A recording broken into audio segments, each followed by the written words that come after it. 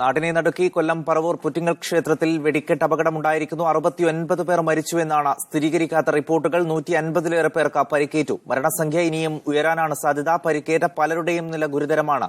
മരിച്ചവരിൽ പോലീസുകാരും ഉൾപ്പെട്ടിട്ടുണ്ട്. പുലർച്ചെ 3:30-ക്കായിരുന്നു അപകടം. കൂടുതൽ വിവരങ്ങൾ നൽകാൻ ഞങ്ങളുടെ പ്രതിനിധികളുണ്ട്. കൊല്ലത്ത് നിന്നും തിരുവനന്തപുരത്ത് നിന്നും ശ്യാമാർ ബാബു ചേരുന്നു. കൊല്ലത്ത് നിന്ന് വിവരങ്ങൾ. പുലർച്ചെ 3:30-ക്കാണ് അപകടമുണ്ടായത്. ഇതുവരെ 69 പേർ മരിച്ചു എന്നുള്ള സ്ഥിരീകരിക്കാത്ത റിപ്പോർട്ടുകളാണ് പുറത്തുവരുന്നത്. കൊല്ലത്തും തിരുവനന്തപുരത്തുമായി നിരവധി ആളുകൾ ആശുപത്രിയിലാണ്. പലരുടെയും നില ഗുരുതരമാണ് എന്നുള്ള റിപ്പോർട്ടുകൾ തന്നെയാണ് പുറത്തുവരുന്നത്. 69 പേർ മരിച്ചു എന്നാണ് ഏറ്റവും ഒടുവിലായി പുറത്തുവരുന്ന റിപ്പോർട്ട്. 150ഓളം പേർക്ക് പരിക്കേറ്റു എന്ന് പറയുന്നു. ഇതും സ്ഥിരീകരിക്കാത്ത കണക്കുകളാണ്. ഒരുപക്ഷെ ഇതിനേക്കാൾ കൂടുതൽ ആളുകൾക്ക് പരിക്കേൽക്കുകയും മരണസംഖ്യ ഇനിയും കൂടാനുള്ള സാധ്യതയാണ് ഇപ്പോൾ ഉള്ളത് എന്നുള്ള വിവരങ്ങളും പുറത്തുവരുന്നുണ്ട്. ശ്യാമാർ ബാബു ഉണ്ട് ഞങ്ങളുടെ പ്രതിനിധി. ശ്യാം, 69 പേർ മരിച്ചു എന്നുള്ള റിപ്പോർട്ടുകളാണ് ഏറ്റവും ഒടുവിൽ പുറത്തുവരുന്നത്. സ്ഥിരീകരിക്കുന്ന റിപ്പോർട്ട് തന്നെയാണോ ഇത്? എന്താണ് ഇപ്പോൾ അവിടുത്തെ അവസ്ഥ?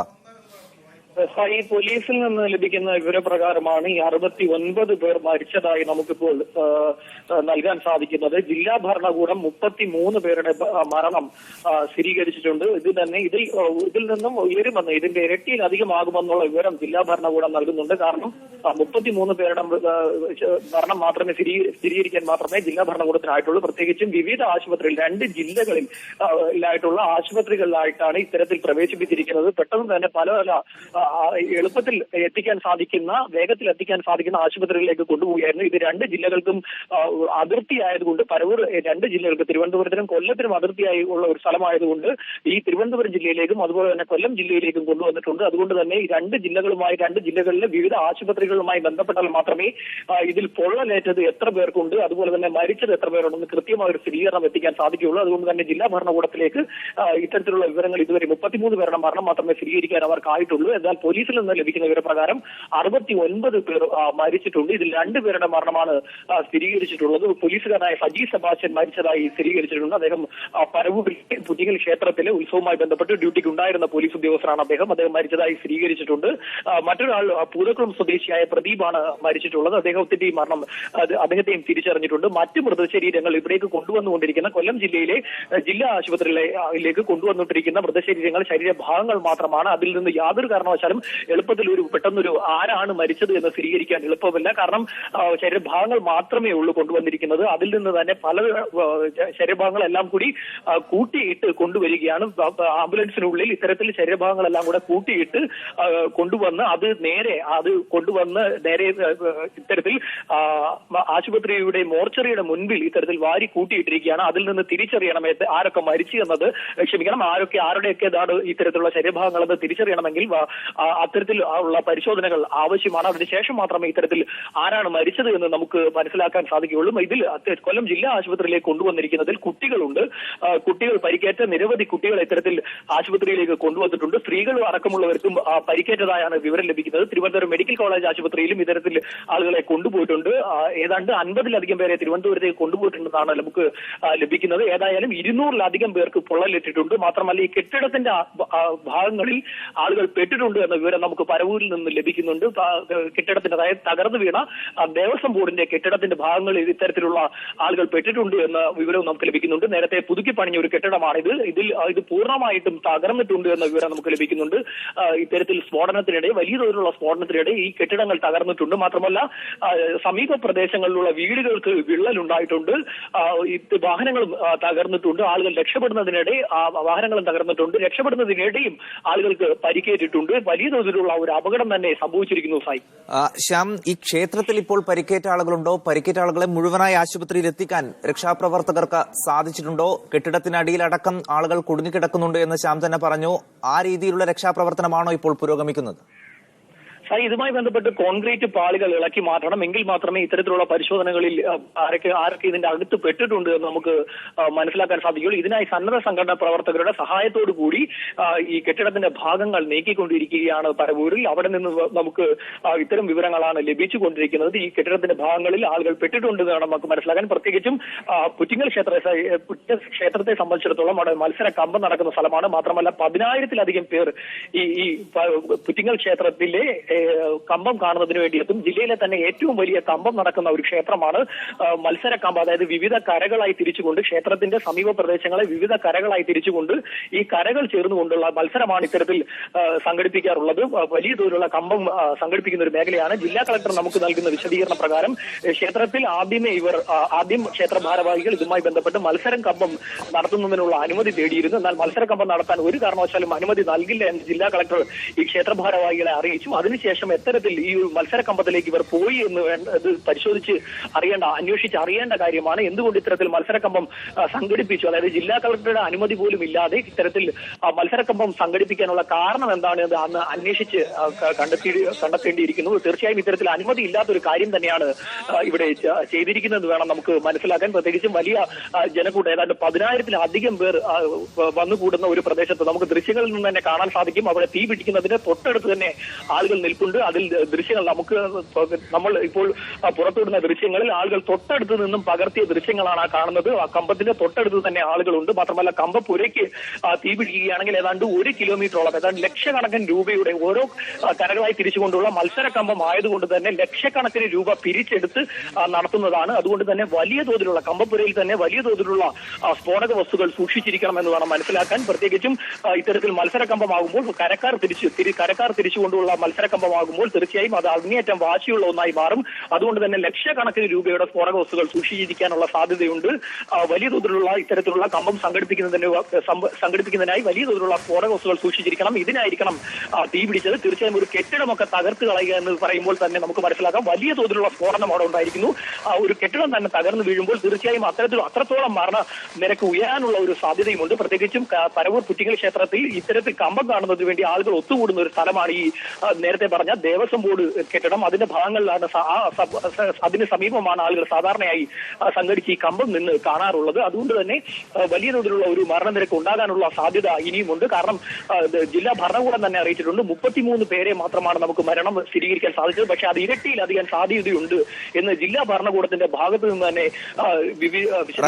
ശ്യാമ, കൂടുതൽ വിവരങ്ങൾക്കായി ശ്യാമിന് ഉടൻ തന്നെ ബന്ധപ്പെടാം. എന്തായാലും 69 പേർ മരിച്ചു എന്നുള്ള വിവരങ്ങളാണ് ഇപ്പോൾ ലഭിക്കുന്നത്. ദുരന്തത്തിന്റെ വ്യാപ്തി ഇനിയും കൂടും എന്നുള്ള വിവരങ്ങളാണ് ലഭിക്കുന്നത്. അപകടം നടക്കുന്നതിന് തൊട്ട് മുമ്പുള്ള ദൃശ്യങ്ങളാണ് ഇപ്പോൾ പ്രേക്ഷകർ കണ്ടുകൊണ്ടിരിക്കുന്നത്. വലിയ രീതിയിൽ വെടിക്കെട്ടുണ്ടായി. ഒരു കെട്ടിടം തന്നെ തകർത്തു കളയുന്ന രീതിയിൽ വലിയ രീതിയിലുള്ള വെടിക്കെട്ട് അവിടെ ഉണ്ടായി എന്ന് തന്നെ വേണം അനുമാനിക്കാൻ. അതുകൊണ്ട് തന്നെയാണ് ദുരന്തത്തിന്റെ വ്യാപ്തി ഇത്രമാത്രം കൂടിയതും. ഇപ്പോൾ 69 പേർ മരിച്ചു എന്നുള്ള സ്ഥിരീകരിക്കാത്ത റിപ്പോർട്ടുകളുണ്ട്. ഇത് കൂടും എന്നുള്ള വിവരങ്ങളാണ് ലഭിക്കുന്നത്. തിരുവനന്തപുരത്തും കൊല്ലത്തുമായി വിവിധ ആശുപത്രികളിൽ ആളുകളെ പ്രവേശിപ്പിച്ചുകൊണ്ടിരിക്കുകയാണ്. പല ആളുകളുടെയും നില ഗുരുതരമാണ് എന്നുള്ള റിപ്പോർട്ടുകൾ വന്നിരിക്കുന്നു. തിരുവനന്തപുരം മെഡിക്കൽ കോളേജിൽ നിന്ന് ഞങ്ങളുടെ പ്രതിനിധി റഹീസ് റഷീദ് ഉണ്ട്. റഹീസ്, കുറെ അധികം ആളുകളെ അവിടേക്ക് എത്തിച്ചിരുന്നു. എന്താണ് ഇപ്പോൾ അവിടെ ഉള്ള ആളുകളുടെ അവസ്ഥ? നേരത്തെ ചില ആളുകൾ മരിച്ചു എന്നുള്ള റിപ്പോർട്ടുകളും പുറത്തു വന്നിരുന്നു. എന്താണ് ഇപ്പോൾ അവിടെ നിന്ന് നൽകാൻ കഴിയുന്ന വിവരങ്ങൾ? സായികുമാർ, തിരുവനന്തപുരം മെഡിക്കൽ കോളേജിൽ 89 പേരെയാണ് ഇതുവരെ എത്തിച്ചിരിക്കുന്നത്. കൂടുതൽ ആളുകൾ എത്തുമെന്ന വിവരം ആശുപത്രി അധികൃതർക്ക് എത്തിയിട്ടുമുണ്ട്. ഇതിൽ 12 പേർ മരണപ്പെട്ട ഒരാളെ തിരിച്ചറിഞ്ഞു. കൊല്ലം സ്വദേശി പ്രദീപാണ് മരണപ്പെട്ടത്. ബാക്കി 11 പേരെയും തിരിച്ചറിഞ്ഞിട്ടില്ല.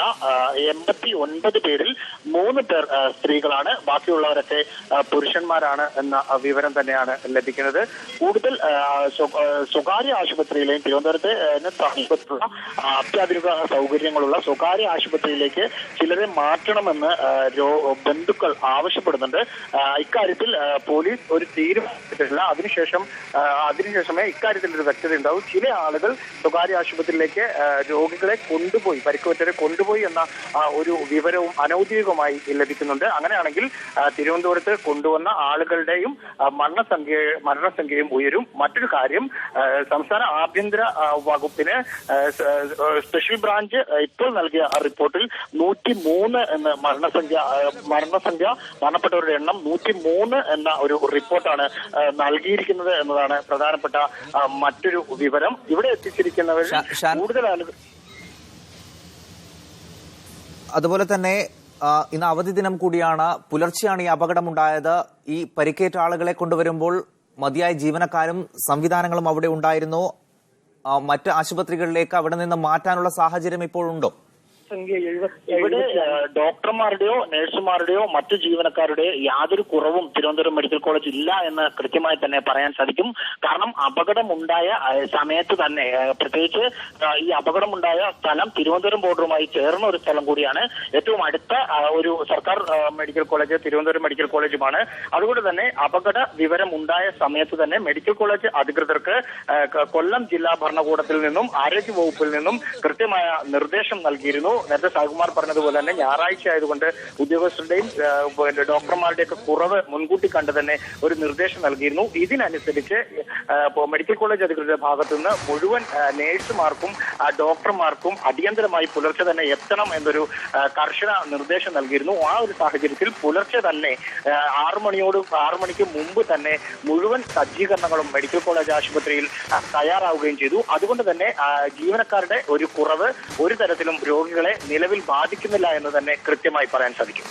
റഹീസ് ദയവായി തുടരുക. ഞാൻ വളരെ പെട്ടെന്ന് തന്നെ റഹീസിലേക്ക് തിരിച്ചുവരും. കൂടുതൽ വിവരങ്ങൾക്കായി മുഹമ്മദ് അസ്ലം കൂടിയുണ്ട് തിരുവനന്തപുരത്ത് നിന്ന് കൂടുതൽ വിവരങ്ങൾ നൽകാൻ. അസ്ലം, ദുരന്തത്തിന്റെ വ്യാപ്തി ഓരോ മിനിറ്റിലും കൂടിക്കൊണ്ടിരിക്കുകയാണ്. ഒരുപക്ഷെ മരണസംഖ്യ ഇനിയും കൂടും എന്നുള്ള വിവരങ്ങളും ലഭ്യമാകുന്നുണ്ട്. സംസ്ഥാന സർക്കാരിന്റെ ഭാഗത്ത് നിന്ന് അടിയന്തരമായ എന്ത് ഇടപെടലാണ് ഉണ്ടായിട്ടുള്ളത്? മുഖ്യമന്ത്രി അടക്കം സംഭവസ്ഥലത്തേക്ക് തിരിച്ചു എന്നുള്ള വിവരങ്ങൾ നേരത്തെ ഉണ്ടായിരുന്നു. എന്തൊക്കെയാണ് അത്തരം വിവരങ്ങൾ? അപകട വിവരത്തെ കുറിച്ചുള്ള വിവരം തലസ്ഥാനത്ത് എത്തിയ ഉടൻ തന്നെ ഇതിനാവശ്യമായ സജ്ജീകരണങ്ങൾ നൽകാൻ മുഖ്യമന്ത്രിയും അതുപോലെ തന്നെ ആഭ്യന്തര നിർദ്ദേശം നൽകിയിരുന്നു. ആദ്യഘട്ടത്തിൽ ഇതിന്റെ വ്യാപ്തിയെക്കുറിച്ച് വലിയ വിവരം ലഭിച്ചിരുന്നില്ല. ഒരു ക്ഷേത്രത്തിൽ അടുത്തുണ്ടായ ഒരു അപകടം എന്നതിനപ്പുറം കുറച്ചുപേരുടെ പരിക്ക് മാത്രമേ ആദ്യഘട്ടത്തിൽ വിവരം ലഭിച്ചിരുന്നുള്ളൂ. പക്ഷേ എന്നാൽ പിന്നീടാണ് ഇതിന്റെ വ്യാപ്തിയെക്കുറിച്ച് സംസ്ഥാന സർക്കാരിന് വിവരങ്ങൾ ലഭിക്കുന്ന മുറയ്ക്കാണ് കൂടുതൽ സജീവമാവാനായി മുഖ്യമന്ത്രി നേരിട്ട് തന്നെ ഇടപെട്ടത്. മുഖ്യമന്ത്രി നേരിട്ട് തന്നെ ഉന്നത ഉദ്യോഗസ്ഥരെ വിളിക്കുകയും രക്ഷാപ്രവർത്തനങ്ങൾക്ക് ഏകോപനം നൽകാൻ ആവശ്യപ്പെടുകയും ചെയ്തു. ആഭ്യന്തരമന്ത്രി DGPക്ക് രക്ഷാപ്രവർത്തനങ്ങൾക്ക് നേതൃത്വം നൽകാൻ വേണ്ടി നിർദ്ദേശം നൽകി. കൊല്ലം പോലീസ് മേധാവിയോടും പരിസര പ്രദേശങ്ങളിലെ എസ്പിമാരോടും DSPമാരോടും എല്ലാം തന്നെ ആദ്യഘട്ടത്തിൽ രക്ഷാപ്രവർത്തനങ്ങൾ അവിടെയുള്ള ആൾക്കാരെ ആശുപത്രികളിലേക്ക് എത്തിക്കുന്ന പ്രവർത്തനങ്ങൾക്ക് നേതൃത്വം നൽകാൻ നിർദ്ദേശം നൽകി. തുടർന്ന് ആരോഗ്യമന്ത്രി വിവിധ medical college, Thiruvananthapuram medical college, അതോടൊപ്പം തന്നെ കൊല്ലം ജില്ലാ ആശുപത്രി, പരിസരത്തുള്ള സ്വകാര്യ ആശുപത്രികൾ ഉൾപ്പെടെയുള്ള ആശുപത്രികളിൽ ഇതിനാവശ്യമായ സജ്ജീകരണങ്ങൾ ഒരുക്കാൻ പറഞ്ഞു. മന്ത്രി ശിവകുമാർ ആരോഗ്യമന്ത്രിയോട് തിരുവനന്തപുരം മെഡിക്കൽ കോളേജ് കേന്ദ്രീകരിച്ച് ഗുരുതരമായി പരിക്കേറ്റുന്നവരുടെ ചികിത്സയും അതോടൊപ്പം തന്നെ അവരുടെ മറ്റ് സാഹചര്യങ്ങൾക്ക് ആവശ്യമായ കാര്യങ്ങൾ അന്വേഷിക്കാൻ വേണ്ടി അദ്ദേഹത്തെ തിരുവനന്തപുരം മെഡിക്കൽ കോളേജിലേക്ക് നിയോഗിച്ചിട്ടുണ്ട്. തിരുവനന്തപുരം മെഡിക്കൽ കോളേജിൽ സൂപ്രണ്ടിന്റെ നേതൃത്വത്തിൽ വലിയൊരു രക്ഷാസംഘം തന്നെ, വലിയൊരു ആരോഗ്യ വിദഗ്ധരുടെ സംഘം തന്നെ ഇതിനാവശ്യമായ ശ്രമങ്ങൾ നടത്തിക്കൊണ്ടിരിക്കുകയാണ്. റവന്യൂ വകുപ്പിന്റെ നേതൃത്വത്തിൽ ഡിസാസ്റ്റർ മാനേജ്മെന്റ് വിഭാഗത്തിന്റെ നേതൃത്വത്തിൽ ഉള്ള പ്രവർത്തനങ്ങളും കൊല്ലം പരവൂരിലേക്ക് കേന്ദ്രീകരിച്ചിട്ടുണ്ട്. തിരുവനന്തപുരത്ത് നിന്ന് റവന്യൂ വകുപ്പിന്റെയും ആഭ്യന്തര വകുപ്പിലെയും ആരോഗ്യ വകുപ്പിലെയും ഉന്നത ഉദ്യോഗസ്ഥർ ആ പ്രദേശത്തേക്ക് തിരിച്ചിട്ടുണ്ട്. ആദ്യഘട്ടത്തിൽ മന്ത്രിമാരെല്ലാം പറയുന്ന ഒരു കാര്യം, മുൻഗണന ആ പ്രദേശത്തുള്ള ആൾക്കാരെ ആശുപത്രിയിലേക്ക് എത്തിക്കാനാണ്. അതിന്റെ വ്യാപ്തി തിരിച്ചറിഞ്ഞുകൊണ്ടുള്ള ഗൗരവത്തിലുള്ള ഒരു പ്രവർത്തനങ്ങൾ ഏർപ്പെടുത്താനാണ് പറഞ്ഞിരിക്കുന്നത്. മുഖ്യമന്ത്രിയും ആഭ്യന്തരമന്ത്രിയും ഉടൻ തന്നെ പരവൂരിലെത്തും. ദുരന്തം നടന്ന പരവൂർ ക്ഷേത്ര സമീപത്ത് എത്തും. അതോടൊപ്പം തന്നെ ആരോഗ്യമന്ത്രി മെഡിക്കൽ കോളേജിലും ചേർന്നിട്ടുണ്ട്. ഇത്തരത്തിൽ സംസ്ഥാന സർക്കാർ വളരെ ഗൗരവത്തോടുകൂടി നടപടിയുമായി മുന്നോട്ട് പോകുന്നത്. മറ്റ് കാര്യങ്ങൾ, ധനസഹായം ഉൾപ്പെടെയുള്ള കാര്യങ്ങൾ തെരഞ്ഞെടുപ്പ് കമ്മീഷന്റെ അനുമതിയോടെ നടത്തുമെന്നാണ് പ്രതീക്ഷിക്കുന്നത്. കാരണം തെരഞ്ഞെടുപ്പ് മാനദണ്ഡം ഉള്ളതിനാൽ ഇപ്പോൾ അത്തരം കാര്യങ്ങൾ പ്രഖ്യാപിക്കാൻ മന്ത്രിസഭയ്ക്കോ അല്ലെങ്കിൽ മുഖ്യമന്ത്രിക്കോ മറ്റു മന്ത്രിമാർക്കോ കഴിയില്ല. അതേസമയം മറ്റു നടപടികൾ സ്വീകരിക്കുന്നതിനാവശ്യമായ അനുമതിക്കായി തെരഞ്ഞെടുപ്പ് കമ്മീഷനെ സർക്കാർ സമീപിച്ചിട്ടുമുണ്ട്. സർക്കാരിന്റെ ഭാഗത്ത് നിന്നും അടിയന്തര ഇടപെടൽ ഉണ്ടായിട്ടുണ്ട് എന്നുള്ള വിവരങ്ങൾ തന്നെയാണ് ലഭിക്കുന്നത്. അസ്ലമാണ് വിവരങ്ങൾ നൽകിക്കൊണ്ടിരിക്കുന്നത്. ശ്യാമാർ ബാബു കൂടിയുണ്ട് കൊല്ലത്ത് നിന്ന്. ശ്യാം നേരത്തെ സൂചിപ്പിച്ചതുപോലെ കൊല്ലത്ത് തന്നെ ഏറ്റവും പ്രധാനപ്പെട്ട ഉത്സവം നടക്കുന്ന ക്ഷേത്രമാണിത്. പുലർച്ചെയായിട്ട് പോലും ഒരു പക്ഷേ 10,000-ലധികം ആളുകൾ അവിടെ എത്തിയിരുന്നു എന്നുള്ള വിവരവും ലഭ്യമാകുന്നുണ്ട്. ഇത്തരത്തിൽ ഈ ആളുകളൊക്കെ ഉള്ള സമയത്ത്, ഉത്സവത്തിന്റെ പ്രധാനപ്പെട്ട സമയത്ത് തന്നെയാണോ ഈ ദുരന്തം ഉണ്ടായത്? ഈ ദുരന്ത സ്ഥലത്തും വലിയ രീതിയിലുള്ള ആൾക്കൂട്ടം ഉണ്ടായിരുന്നു ആ സമയത്ത്? സായികുമാർ, നമുക്ക് ഏറ്റവും ഒടുവിൽ ലഭിക്കുന്ന വിവരപ്രകാരം കൊല്ലം ജില്ലാ ആശുപത്രിയിൽ 39 പേരുടെ മരണം സ്ഥിരീകരിച്ചിരിക്കുന്നു. കൊല്ലം ജില്ലാ ആശുപത്രിയിൽ കൊണ്ടുവന്നതിൽ 39 പേരുടെ മൃതശരീരം ഉള്ളതായുള്ള വിവരം നമുക്ക് ലഭിക്കുന്നുണ്ട്. 112 പേരെ കൊല്ലം ജില്ലാ ആശുപത്രിയിൽ പ്രവേശിപ്പിച്ചിട്ടുണ്ട്. ഇത് മുഴുവൻ പുരുഷന്മാരെയാണ് കൊല്ലം ജില്ലാ ആശുപത്രിയിലേക്ക് കൊണ്ടുവന്നിരിക്കുന്നത്. 39 പേരും മരിച്ച 39 പേരും കൊല്ലം ജില്ലാ ആശുപത്രിയിൽ കൊണ്ടുവന്നിരിക്കുന്നവർ പുരുഷന്മാരാണ്. മറ്റുള്ളവരെ വിവിധ, അതായത് കൊല്ലം ജില്ലയിലെ കൊല്ലം നഗരത്തിലുള്ള വിവിധ സ്വകാര്യ ആശുപത്രികളിലേക്ക് കൊണ്ടുപോയിട്ടുണ്ട്. ഇവിടെ നിന്നുള്ള വിവരങ്ങൾ വരുന്നതേ ഉള്ളൂ. നമ്മൾ ഇപ്പോൾ കാണുന്നത് അവിടെ കൊല്ലം പുറ്റിങ്ങൽ ക്ഷേത്രത്തിൽ, പരവൂർ പുറ്റിങ്ങൽ ക്ഷേത്രത്തിൽ ആ കെട്ടിടം തകർത്ത് അതിനുള്ളിൽ ആളുകൾ ഉണ്ടോ എന്ന് നടക്കുന്ന പരിശോധനയാണ് ഇപ്പോൾ നമ്മൾ ദൃശ്യങ്ങളിൽ കണ്ടുകൊണ്ടിരിക്കുന്നത്. അതായത് ആ ദൃശ്യങ്ങളിൽ കാണുന്നതാണ് ദേവസ്വം ബോർഡ് കെട്ടിടം. ആ ദേവസ്വം ബോർഡ് കെട്ടിടത്തിന്റെ കോൺക്രീറ്റ് പാളികളാണ് ഇപ്പോൾ നീക്കിക്കൊണ്ടിരിക്കുന്നത്. ആ പാളികൾക്കുള്ളിൽ ഇത്തരത്തിൽ ആളുകൾ പെട്ടിട്ടുണ്ട് എന്ന കാര്യത്തിൽ അതിനെക്കുറിച്ചുള്ള പരിശോധന നടന്നു വരികയാണ്. ജില്ലയിലെ, കൊല്ലം ജില്ലയിലെയും അതുപോലെ തന്നെ തിരുവനന്തപുരം ജില്ലയിലെയും വിവിധ 16ഓളം ഫയർഫോഴ്സ് യൂണിറ്റുകൾ ഇപ്പോൾ പുറ്റിങ്ങൽ ക്ഷേത്രത്തിലുണ്ട്.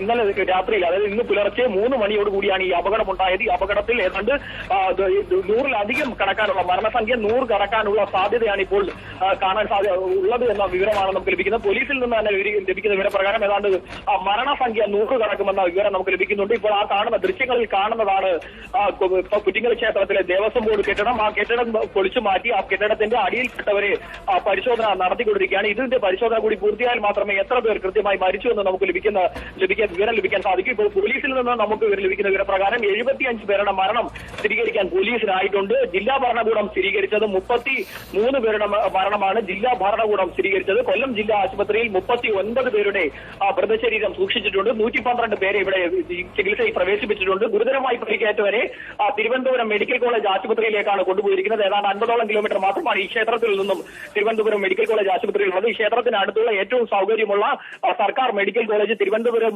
മെഡിക്കൽ കോളേജ് മാത്രമാണ്. അതുകൊണ്ട് അവിടേക്കാണ് കൂടുതൽ പേരെയും കൊണ്ടുപോയിരിക്കുന്നത്. പൊള്ളലേറ്റ ഏതാണ്ട് 100ഓളം പേരെ ഇത്തരത്തിൽ അവിടേക്ക് ഈ തിരുവനന്തപുരം ജില്ലയിലെ ആശുപത്രികളിലേക്ക് കൊണ്ടുപോയിരിക്കുന്നു എന്നാണ് വിവരമാണ് നമുക്ക് ലഭിക്കുന്നത്. കൊല്ലം ജില്ലയിലാകട്ടെ കൊല്ലം ജനറൽ ആശുപത്രിയിലാണ് കൂടുതൽ പേരെയും കൊണ്ടുവന്നിരിക്കുന്നത്. 39 പേരുടെ മൃതശരീരം അവിടെ സൂക്ഷിച്ചിട്ടുണ്ട്. ഇവരെ ആരെയും തിരിച്ചറിയുവാൻ ഇതുവരെയും സാധിച്ചിട്ടില്ല. 39 പേരുടെയും ശരീരഭാഗങ്ങൾ മാത്രമാണ് കൊല്ലം ജില്ലാ ആശുപത്രിയിൽ കൊണ്ടുവന്നിട്ടുള്ളത്. അതുകൊണ്ട് തന്നെ ഇവരുടെ ആര് എന്നതിനെ കുറിച്ച് തിരിച്ചറിഞ്ഞിട്ടില്ല. മരിച്ച പോലീസുകാരൻ സജി സബാസ്റ്റിനെയും അതുപോലെ തന്നെ പൂലക്കുളം സ്വദേശി പ്രദീപിനെയുമാണ് തിരിച്ചറിഞ്ഞിട്ടുള്ളത്. മറ്റ് നമുക്ക് ദൃശ്യങ്ങളിൽ നിന്ന് തന്നെ കാണാൻ സാധിക്കും. വിവിധ തിരിച്ചറിയൽ കാർഡുകൾ പോലീസിന് ഇവിടെ നിന്ന് ഈ സംഭവ സ്ഥലത്ത് നിന്നും തിരിച്ചറിയൽ രേഖകൾ ലഭിച്ചിട്ടുണ്ട്. എന്നാൽ ഇത് മരിച്ചവരുടേതാണോ എന്ന് പരിശോധിക്കേണ്ടി വരും. കാരണം രക്ഷപ്പെടുന്നതിനിടയിൽ ഇത്തരം സാധനങ്ങൾ നഷ്ടപ്പെടാനുള്ള സാധ്യതയുണ്ട്. അതുകൊണ്ട് തന്നെ പോലീസ് ഇക്കാര്യത്തിൽ വ്യക്തത വരുത്തിയിട്ടില്ല. നിരവധി പേരുടെ തിരിച്ചറിയൽ രേഖകൾ, അതുപോലെ തന്നെ മൊബൈൽ ഫോണുകൾ, ഇത്തരം സാധനങ്ങൾ ഈ സംഭവ സ്ഥലത്ത് നിന്നും ലഭിച്ചിട്ടുണ്ട്. ഈ കെട്ടിടം പൊളിച്ചു മാറ്റിയാൽ മാത്രമേ, അതായത് തകർന്നു വീണ ദേവസ്വം ബോർഡ് കെട്ടിടത്തിന്റെ ഭാഗങ്ങൾ, കോൺക്രീറ്റ് പാളികൾ പൊളിച്ചു മാറ്റിയാൽ മാത്രമേ ഇതിൽ മരണം എത്രത്തോളം ഉണ്ട് എന്ന്, എത്ര പേരുടെ മരണം അവസാന റിപ്പോർട്ട്. ശ്യാം, ഇപ്പോൾ പോലീസിന്റെ ഭാഗത്ത് നിന്നുള്ള രക്ഷാപ്രവർത്തനം പൂർണ്ണമായും ഈ കെട്ടിടം പൊളിച്ചു നീക്കുന്നതിന് വേണ്ടിയാണോ നിയോഗിക്കുന്നത്? ആ രീതിയിലുള്ള രക്ഷാപ്രവർത്തനമാണോ ഇപ്പോൾ പുരോഗമിക്കുന്നത്?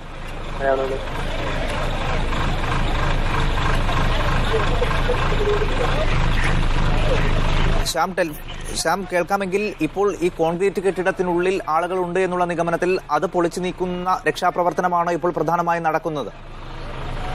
തീർച്ചയായും സായികുമാർ, ദേവസ്വം ബോർഡ് കെട്ടിടത്തിന് അടിയിലുള്ള പരിശോധനയാണ് ഇപ്പോൾ, അത് കേന്ദ്രീകരിച്ചുള്ള പരിശോധനയാണ് നടത്തിക്കൊണ്ടിരിക്കുന്നത്. ആരെങ്കിലും ജീവനോടെ ഉണ്ടെങ്കിൽ എന്ന സംശയത്താൽ വളരെ വേഗത കുറച്ചുകൊണ്ടാണ് ഇത്തരത്തിലുള്ള പരിശോധന അവിടെ നടക്കുന്നത്. കെട്ടിടം നീക്കുന്നത് സംബന്ധിച്ച് അതിനുള്ളിൽ ആളുകൾ പെട്ടിട്ടുണ്ടോ എന്നുള്ള സംശയമുണ്ട്. അതിനുള്ളിൽ ആരെങ്കിലും പെട്ടിട്ടുണ്ടെങ്കിൽ അവരെ ജീവനോടെ എടുക്കാൻ, ജീവനോടെ ഉണ്ടെങ്കിൽ അത് കണ്ടെത്താനുള്ള ശ്രമങ്ങളാണ് ഇപ്പോൾ നടത്തി വരുന്നത്. തീർച്ചയായും ആ കോൺക്രീറ്റ് പാളികൾ നീക്കം ചെയ്താൽ മാത്രമേ അതിനുള്ളിൽ ആരെങ്കിലും ഉണ്ടോ എന്ന കാര്യം സംശയിക്കേണ്ടി വരും. നമുക്ക് ദൃശ്യങ്ങൾ കാണാം. ഒരു കെട്ടിടം തന്നെ തകർന്നു വീഴുന്ന തരത്തിലുള്ള വലിയ തോതിലുള്ള സ്ഫോടനം ഉണ്ടായിരിക്കുന്നു. കടകൾ തിരിച്ചുകൊണ്ടുള്ള സ്തംഭം നടത്തി അത്തരത്തിലുള്ള വലിയ സ്ഫോടന പരമ്പരകൾ തന്നെ ഉണ്ടായിരിക്കുന്നു.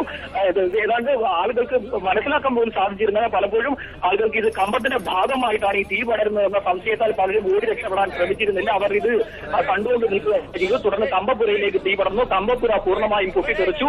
ഇതോടെ സമീപമുള്ള ദേവസ്വം ബോർഡ് കെട്ടിടം തകർന്നു വീണു. സമീപ പ്രദേശങ്ങളിലേക്ക് സ്ഫോടനം പടർന്നു. അതുകൊണ്ട് തന്നെ വലിയ തോതിലുള്ള ഒരു മരണസംഖ്യ ഏതാണ്ട് 100 കടക്കാനുള്ള സാധ്യതയാണ് സായികുമാർ കാണുന്നത്. റൈറ്റ്, ശ്യാമാർ ബാബുവാണ് ഏറ്റവും പുതിയ വിവരങ്ങൾ നൽകിക്കൊണ്ടിരിക്കുന്നത്. ശ്യാം, ഇപ്പോൾ പുതിയൊരു വിവരം കൂടി നൽകി. കൊല്ലം ജില്ലാശുപത്രിയിൽ പ്രവേശിപ്പിച്ച 39 പേരുടെ മരണം ഔദ്യോഗികമായി തന്നെ സ്ഥിരീകരിച്ചിരിക്കുന്നു. മരണസംഖ്യ ഒരുപക്ഷെ 100 കടക്കാനുള്ള സാധ്യതയാണ് ഇപ്പോൾ ഉള്ളത് എന്നും ശ്യാം വിവരങ്ങൾ നൽകുന്നുണ്ട്. ദേവസ്വം ബോർഡ് കെട്ടിടം പൊളിച്ചു നീക്കുന്ന രക്ഷാപ്രവർത്തനമാണ് ഇപ്പോൾ നടക്കുന്നത്. അതിനിടയിൽ ആളുകൾ കുടുങ്ങിക്കിടക്കുന്നുണ്ട് എന്നുള്ള ഒരു നിഗമനത്തിന്റെ അടിസ്ഥാനത്തിലാണ് ഇപ്പോൾ രക്ഷാപ്രവർത്തനം പുരോഗമിക്കുന്നത്. ആ ദൃശ്യങ്ങളാണ് ഇപ്പോൾ പ്രേക്ഷകർ കാണുന്നത്. സംഭവസ്ഥലത്തും ഒപ്പം തിരുവനന്തപുരം മെഡിക്കൽ കോളേജുകളിലെയുമായി 2 ബോക്സുകളിലായി ദൃശ്യങ്ങൾ ഇപ്പോൾ കാണാം. മെഡിക്കൽ കോളേജിലും നിരവധി ആളുകൾ പരിക്കേറ്റ് ചികിത്സയിലാണ്. പരിക്കേറ്റ് ഗുരുതരാവസ്ഥയിലെത്തിയ നിരവധി പേർ അവിടെയും മരിച്ചു എന്നുള്ള വിവരങ്ങളും ലഭ്യമാകുന്നുണ്ട്. സർക്കാരിന്റെ ഭാഗത്ത് നിന്നും അടിയന്തര ഇടപെടൽ ഉണ്ടായിട്ടുണ്ട്. മെഡിക്കൽ കോളേജിൽ നിന്ന് റഹീസ് റഷീദ് ഒരിക്കൽ കൂടി ചേരുന്നു. റഹീസ്, കൊല്ലം ജില്ലാശുപത്രിയിലെത്തിയ 39 പേരുടെ മരണം സ്ഥിരീകരിച്ചിരിക്കുന്നു. മെഡിക്കൽ കോളേജിലെത്തിയ ആളുകളുടെ അവസ്ഥ എങ്ങനെയാണ്? ഏത് രീതിയിലുള്ള മെഡിക്കൽ സഹായമാണ് ഇപ്പോൾ നൽകുന്നത്? അതിനുള്ള സൗകര്യം ഇപ്പോൾ മെഡിക്കൽ കോളേജിൽ അടിയന്തരമായി ഏർപ്പെടുത്തിയിട്ടുണ്ടോ? മെഡിക്കൽ കോളേജിൽ എല്ലാവിധ സൗകര്യങ്ങളും ഒരുക്കിയിട്ടുണ്ട്. 90 പേരെയാണ് മെഡിക്കൽ കോളേജിലേക്ക് കൊണ്ടുവന്നത്. ഇതിൽ 12 പേർ മരണപ്പെട്ടതിൽ ഒരാൾ കൊല്ലം പൂതക്കുളം സ്വദേശി പ്രദീപാണ്. ബാക്കിയുള്ളവരെ ഇതുവരെ തിരിച്ചറിഞ്ഞിട്ടില്ല. ആശുപത്രിയിൽ പ്രവേശിപ്പിച്ച ചില ആളുകളുടെ പേരുകൾ നമുക്ക് പറയാൻ സാധിക്കും.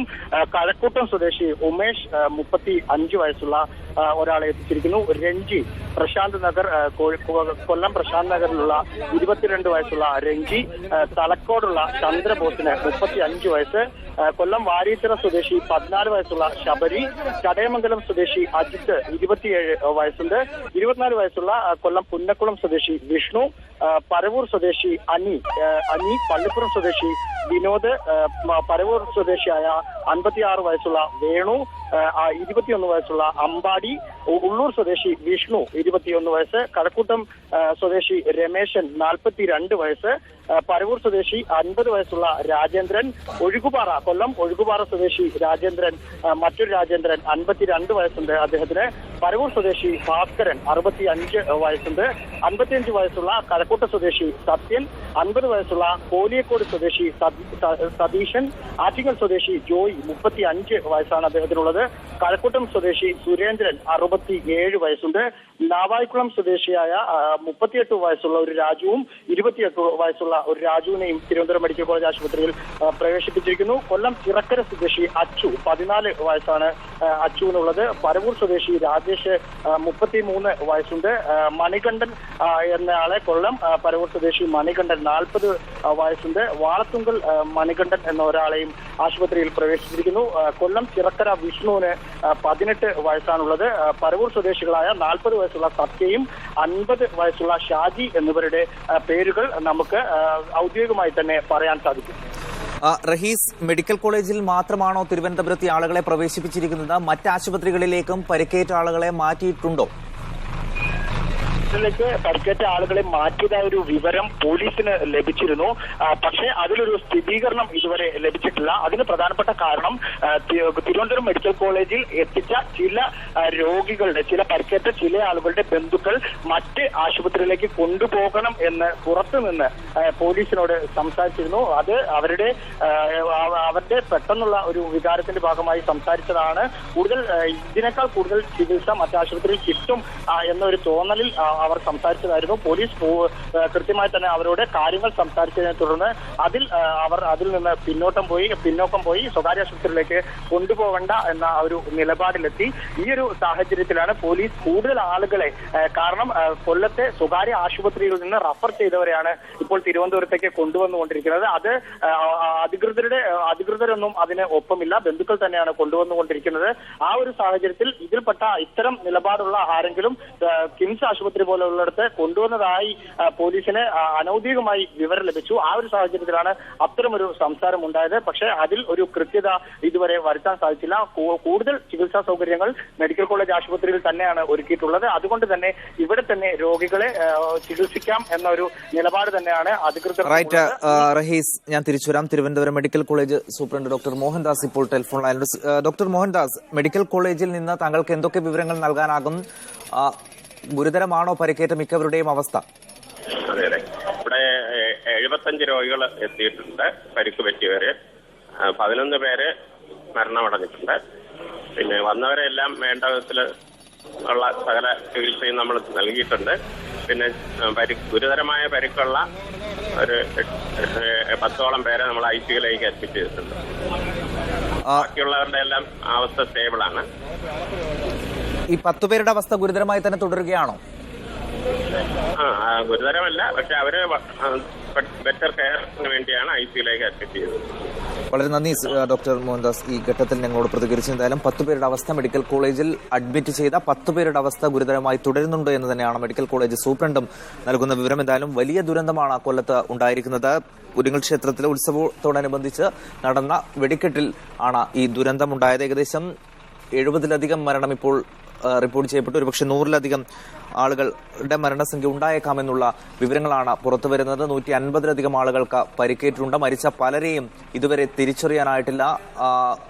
ദേവസ്വം ബോർഡ് കെട്ടിടത്തിനുള്ളിലും ഒരുപക്ഷെ ആളുകൾ കുടുങ്ങിക്കിടക്കുന്നുണ്ടാകുമെന്നുള്ള നിഗമനത്തിന്റെ അടിസ്ഥാനത്തിൽ കെട്ടിടം പൊളിച്ചു നീക്കുന്നതിനുള്ള നടപടികളാണ് കൊല്ലത്ത് ഇപ്പോൾ പുരോഗമിക്കുന്നത്. ഇന്ന് പുലർച്ചെയാണ് അപകടമുണ്ടായത്. സർക്കാരിന്റെ ഭാഗത്ത് നിന്ന് അടിയന്തര ഇടപെടൽ ഉണ്ടായിട്ടുണ്ട്. മുഖ്യമന്ത്രി അടക്കമുള്ള ആളുകൾ കൊല്ലത്തേക്ക് തിരിച്ചിട്ടുണ്ട്. എല്ലാ ഔദ്യോഗിക പരിപാടികളും റദ്ദു ചെയ്തുകൊണ്ട് തന്നെ ഒപ്പം തെരഞ്ഞെടുപ്പ് കമ്മീഷൻ അനുമതിയോടുകൂടി ആവശ്യമായ എല്ലാ സഹായങ്ങളും സർക്കാരിന്റെ ഭാഗത്ത് നിന്നുണ്ടാകുമെന്ന് ആഭ്യന്തരമന്ത്രി അടക്കമുള്ള ആളുകളും പ്രതികരിച്ചു കഴിഞ്ഞു. എന്തായാലും രക്ഷാപ്രവർത്തനം ഇപ്പോഴും പുരോഗമിക്കുകയാണ്. തിരുവനന്തപുരം മെഡിക്കൽ കോളേജിലും കൊല്ലത്തുമായി നിരവധി ആളുകൾ ഇപ്പോഴും ചികിത്സയിലുണ്ട്. കൊല്ലത്ത് 39 പേർ മരിച്ചു എന്നുള്ള ആശുപത്രിയിൽ നിന്നുള്ള ഔദ്യോഗിക വിവരം തന്നെ പുറത്തു വന്നിട്ടുണ്ട്. തിരുവനന്തപുരത്ത് 11 ആളുകൾ മെഡിക്കൽ കോളേജിൽ വെച്ച് മരിച്ചു എന്നുള്ള വിവരമാണ് ഇപ്പോൾ മെഡിക്കൽ സൂപ്രണ്ട് പറഞ്ഞിട്ടുള്ളത്. 70-ലധികം ആളുകൾക്ക് പരിക്കുണ്ട്. ഇതിൽ 10 പേരുടെ നില ഗുരുതരമാണ് എന്നും പറയുന്നു. കൂടുതൽ വിവരങ്ങളിലേക്ക് വളരെ പെട്ടെന്ന് തിരിച്ചുവരാം. ചെറിയ ഇടവേളയ്ക്ക് ശേഷം.